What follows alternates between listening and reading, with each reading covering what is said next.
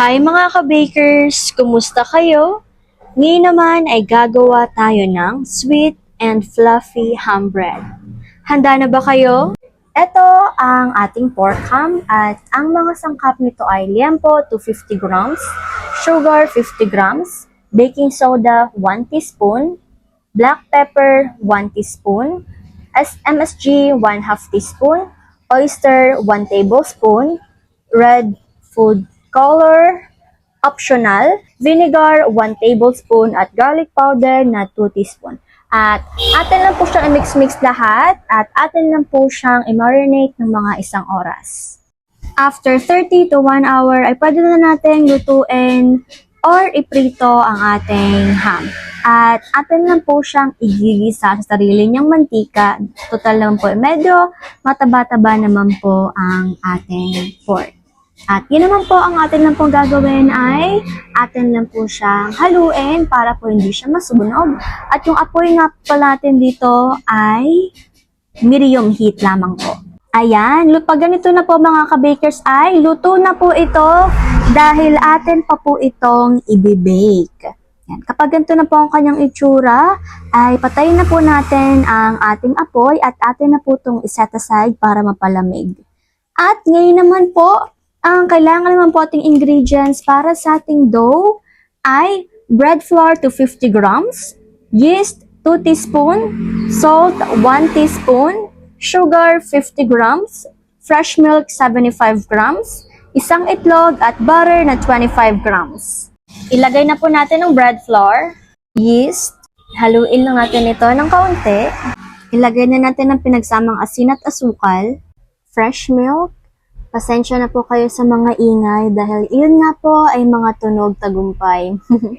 Ilagay na po natin ang itlog. Atin na po itong haluin hanggang sa madurog na po or magsama na po ang ating itlog. At ang next naman po ating lalagay ang ating butter. Siyempre, atin lang po itong haluin ng haluin hanggang po sa magsama-sama na po ang mga ingredients na ating inilagay dito. At kapag ganito na po siya mga ka-bakers, yung buo na po siya, ay pwede na po natin itong tanggalin sa ating mixer bowl at atin na po siyang ipapadaan sa ating roller. Atin lang po itong papakinisin, kaya naman po just take your time lamang po mga ka-bakers. Kung meron po kayong maganda-gandang mixer ay hindi nyo naman na po kailangan i-roller ito. Pero yung amin po kasi, hindi po kasi talaga siya kaya ng aming mixer.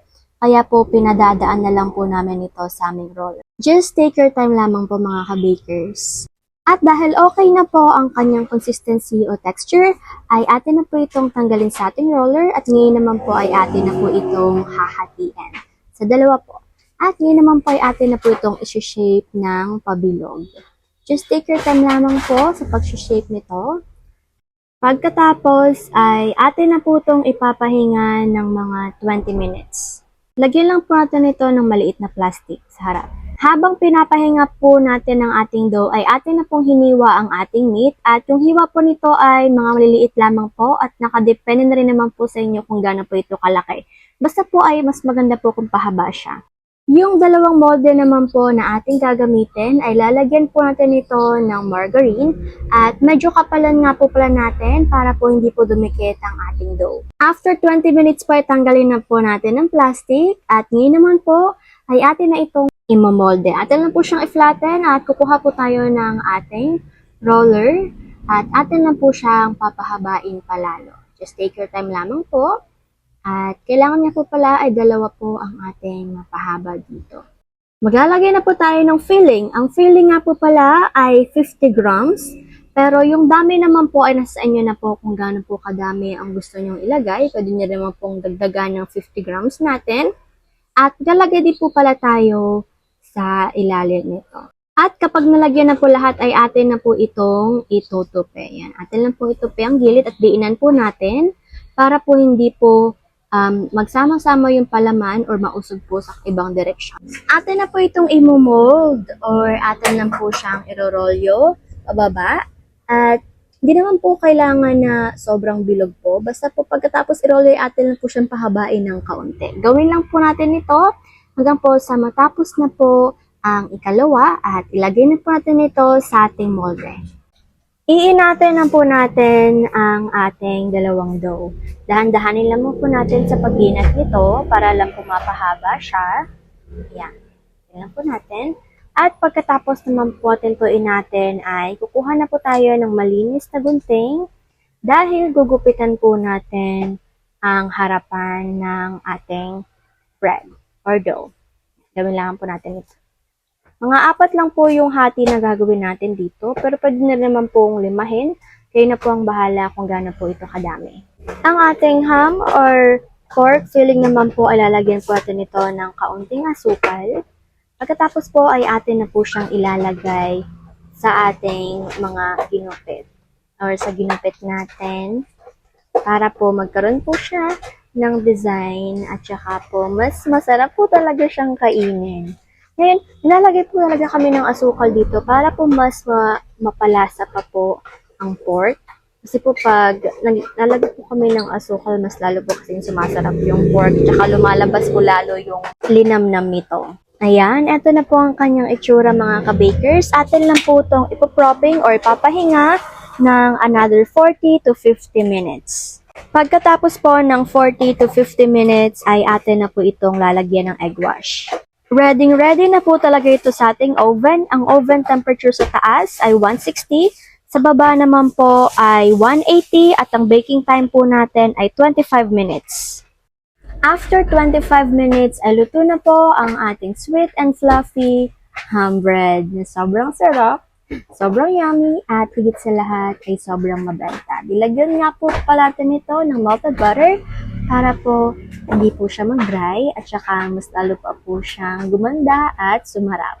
Atin lang po muna itong ipahinga para po lumamig po ng kaunti. Kasi po medyo mainit pa po kasi ang kanyang molde. Baka mapasok po tayo kapag tinanggal po natin ito kaagad. And yan, tignan niyo naman po kung gaano po siya kalaki at sobrang fluffy naman po talaga nito. Di po ba winner na talaga at bonggang-bongga. At eto na nga po ang ating finished product mga ka-bakers. Amazing po talaga ito. Tigit sa lahat ay sobrang masarap po talaga ito. Kaya naman, okay na okay po talaga to kapag ibibenta or ating ipang negosyo. Talaga namang mabenta tigit sa lahat ay swak na swak. Tignan nyo naman po yung kanyang itsura mga ka-bakers. O di po ba napaka-winner po talaga niya. At tigit sa lahat ay sobrang sarap pa po talaga. Huwag niyo na po ko tanungin kasi nakain ko yung kalahati nito. Kasi naman mga ka-bakers, masarap talaga siya at sobrang nakakatakam pa. Kaya naman, atin na po itong buksan. Ayan, napaka-fluffy, sobrang sarap, pang merienda, at lalo na po siguro kapag makeup. Di po ba ang ganda niya? At yung nagko-complement lang yung lasa nila sa isa't isa. Hindi masyadong madami yung palaman kasi nakakasawa naman po.